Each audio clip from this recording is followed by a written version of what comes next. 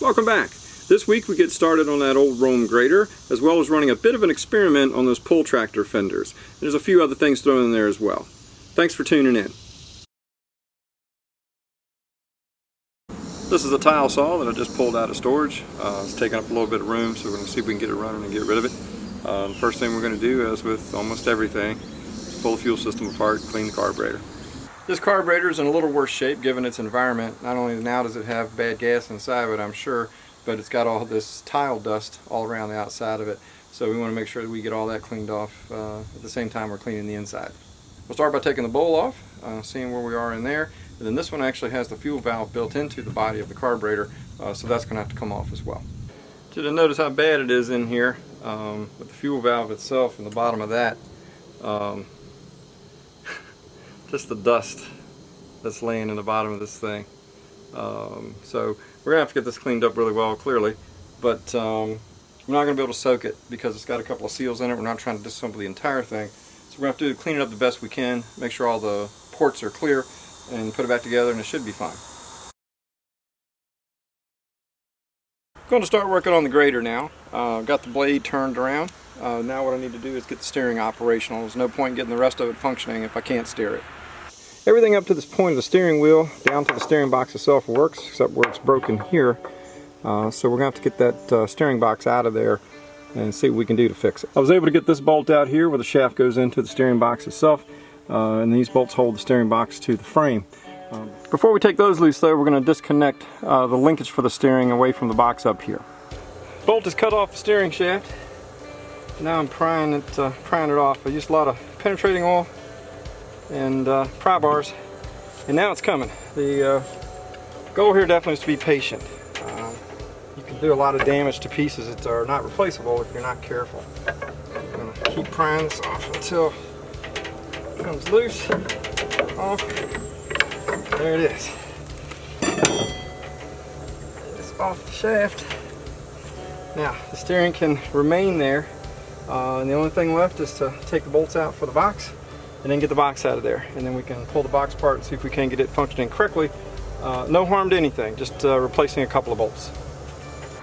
I would like to just heat these nuts up for the steering mount and take them loose, but you look at the one on the left, it's bent pretty badly. There's no way that one's going to come off, so I'm just going to cut both of them and then knock them out. Those are called stove bolts, and you can get them. So it'll make it look more original if I use those. We'll figure that out when we go to put it back together. So the bolts are cut off of the box itself. As you can see, they're loose. Let's get those pulled out and see if we can get the box off.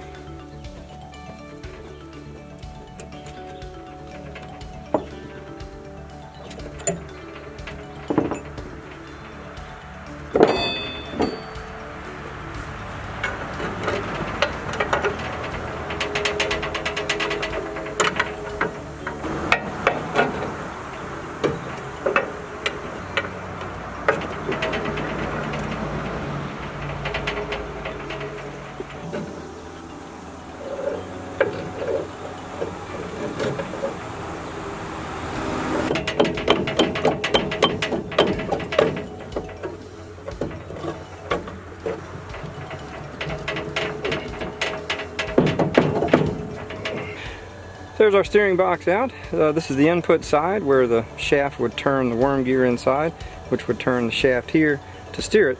And you know, I got some movement up and down, as you can see, but it's locked. There was some water that came out of this thing too, so it's just been sitting around for decades. And hopefully we don't see anything broke inside. We should be able to pull it apart, clean everything up, and put it back together. So the shaft goes into this top piece here. It's broke off, as you can see, but it's stuck as well. The other end of this comes out the bottom and goes into the drive portion of the steering box. So we're going to get this cut out of here and get it all freed up as well. The bolts are out of the steering box here. Got it set up in a vise. Have no idea what to expect in here, so we're going to find out together.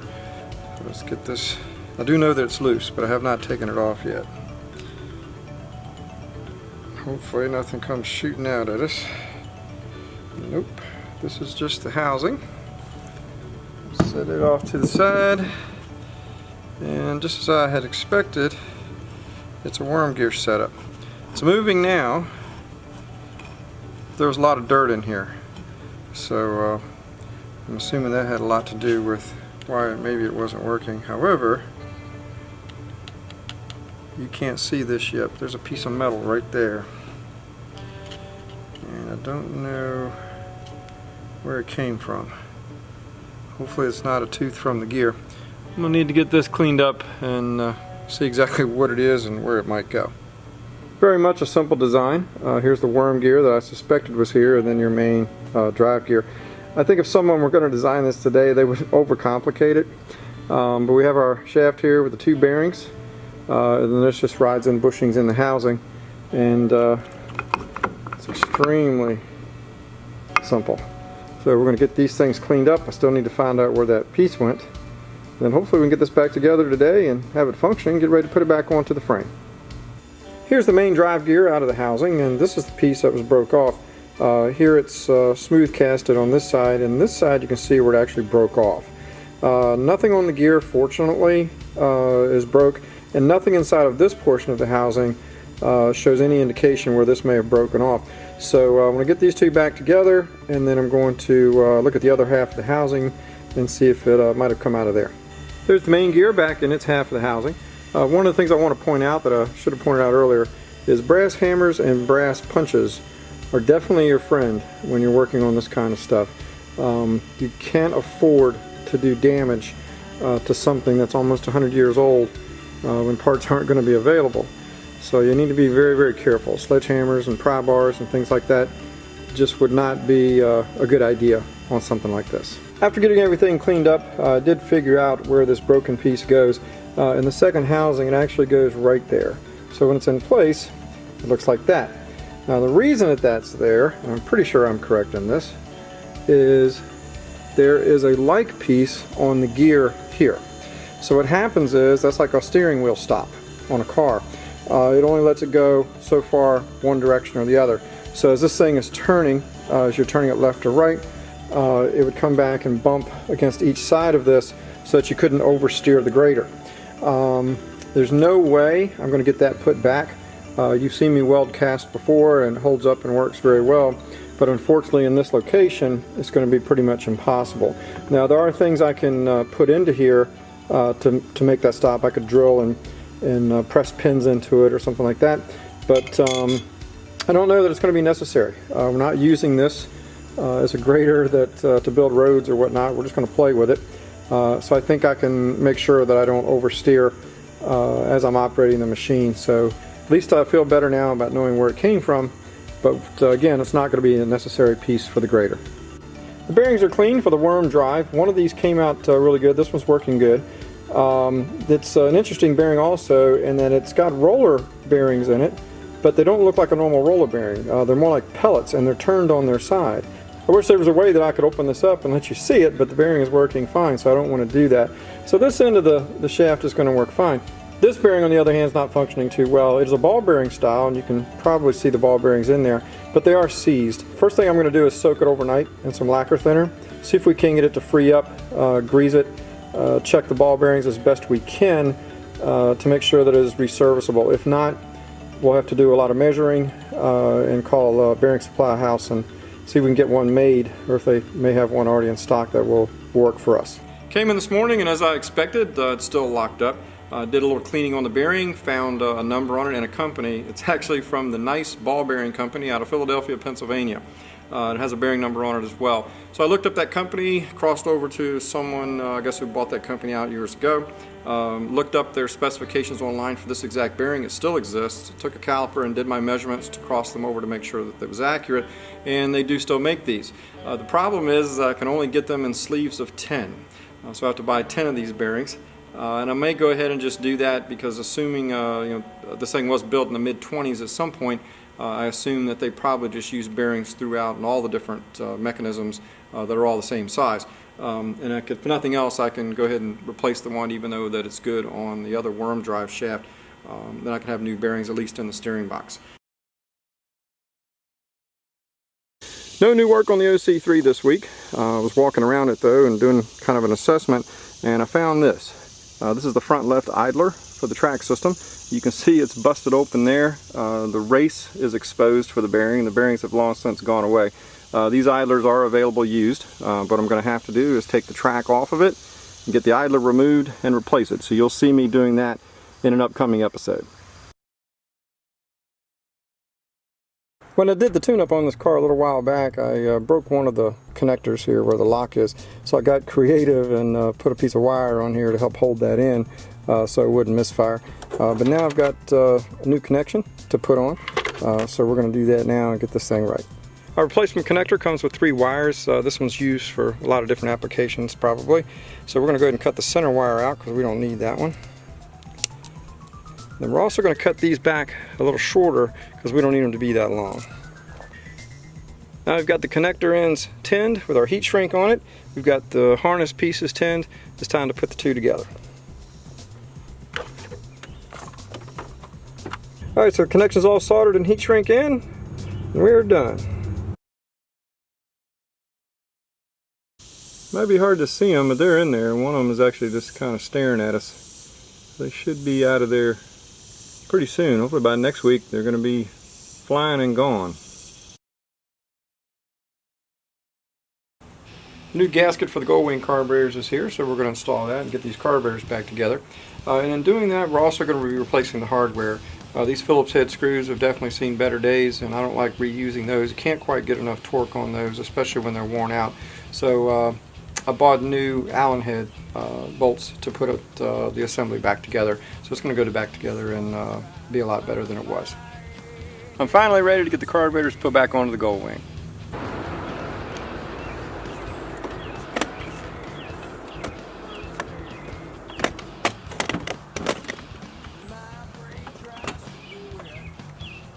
Now that I've got it pushed through, I can go to the other side, hook the choke cable up, bring them back out a little bit, and hook up the throttle. This diaphragm here is an anti-backfire valve. When we took it apart, the spring was missing. So I just took it out of the set of carbs that I got a while back for spares, and we'll put it all together correctly now. The diaphragm and spring are in place, so we'll put the cap back on it, and then we can start hooking up our intake boots. I ordered this Raptor bedline kit from TP Tools. It is a tint-able bedliner. As you can see, it is white.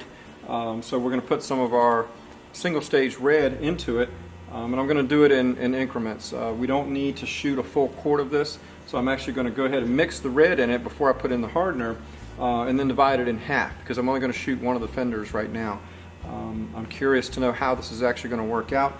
It comes with the gun and everything to shoot it with, and I don't know if this is actually going to work. They want an acrylic base to put in it, but I'm going to go ahead and use this polyurethane.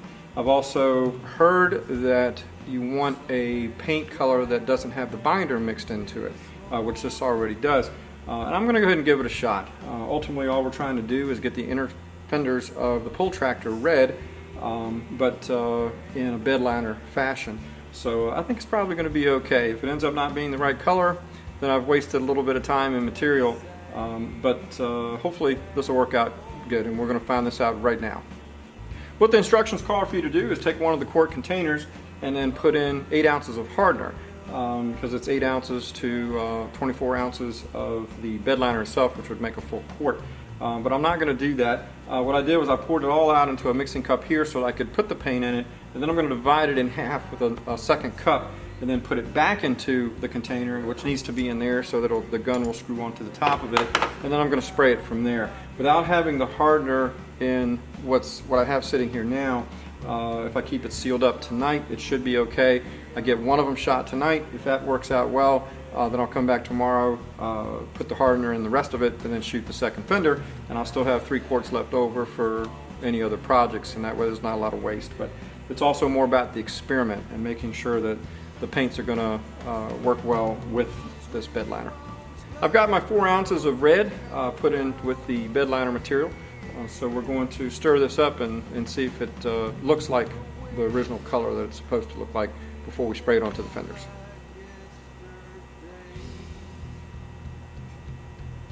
It's got a bit of a milky hue to it so far. We'll have to mix it up a little bit more, but I'm probably going to have to add a little more paint to it. I want to make sure that whatever this looks like what's in the can, so that everything does match. I've got two samples of the red here. The one on the left is mixed with the bed liner. The one on the right is just the paint by itself. I'm pretty sure you probably can't tell from the camera, but the one on the left is still a little milky looking. Doesn't quite have the color of the red that we're looking for. So I'm going to put a little more red into it and keep going and testing it until we get it the right color. I added 2 more ounces of red, so the one in the middle is still the actual paint. The one to the right is the new one after I added the extra 2 ounces. Took it outside between shade and sun. Looks really good. I'm happy with what's there. So now we're going to get these two split up, add some hardener, get it back in the bottle, and start spraying. I've split the material in half, so I have 12 ounces in each one of the containers now. So what I'm going to do is I'm going to pour 4 ounces of hardener into this container, mix it up, put it back into this bottle, hook the spray gun to it, and we'll see what happens. The inside of one of the fenders is done. I did have to end up using the entire quart to put on it, but that's okay. The kit came with 4 quarts, so I have enough for sure to do the other side. One thing I want to say about this product before I show you what the fender looks like is I read a lot of reviews about this, and people were complaining about the tinting of it and how it sprayed and the gun was no good and all these other things.